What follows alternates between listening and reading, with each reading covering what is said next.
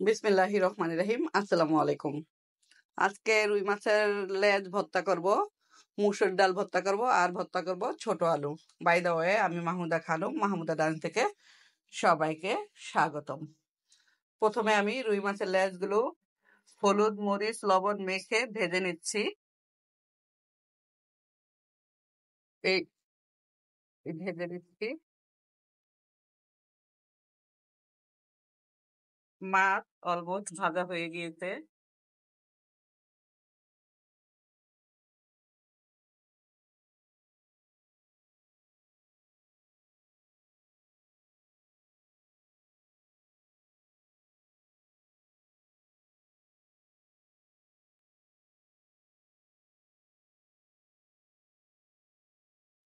মাছগুলো তুলে নিলাম।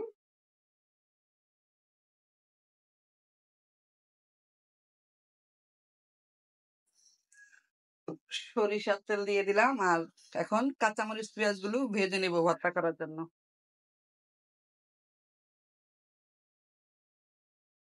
পেঁয়াজ ভাজা হয়ে গিয়েছে, পেঁয়াজ মরিচ সাইডে তুলে রাখলাম, আর চুলায় দিয়ে দিলাম মসুর ডাল। মসুর ডালটা সিদ্ধ করে দেব। ডাল সিদ্ধ হয়ে গিয়েছে, এখন আলুটা কষিয়ে দিচ্ছি।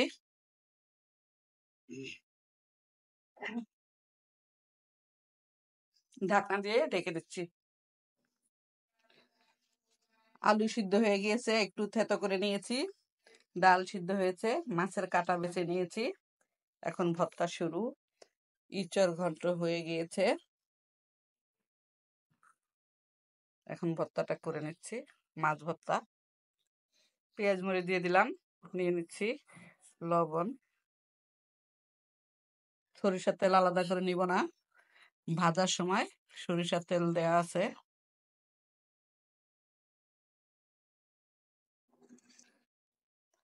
মাছ ভর্তা রেডি।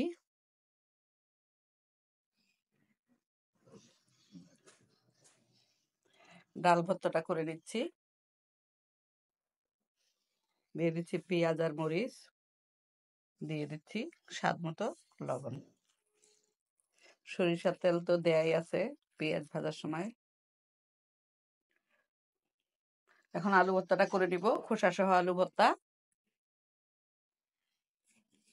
দিয়ে দিলাম পেঁয়াজ মরিচ, দিয়ে দিলাম স্বাদ মতো লবণ।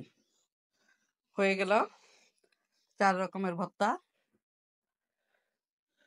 এটা হচ্ছে ইঁচড় ঘন্ট, এটা হচ্ছে মাছ ভর্তা, আলু ভর্তা, আর হচ্ছে ডাল ভর্তা। সবাই ভালো থাকবেন, সুস্থ থাকবেন। ফিরে আসবো নতুন কোনো রেসিপি নিয়ে। আল্লাহ হাফেজ।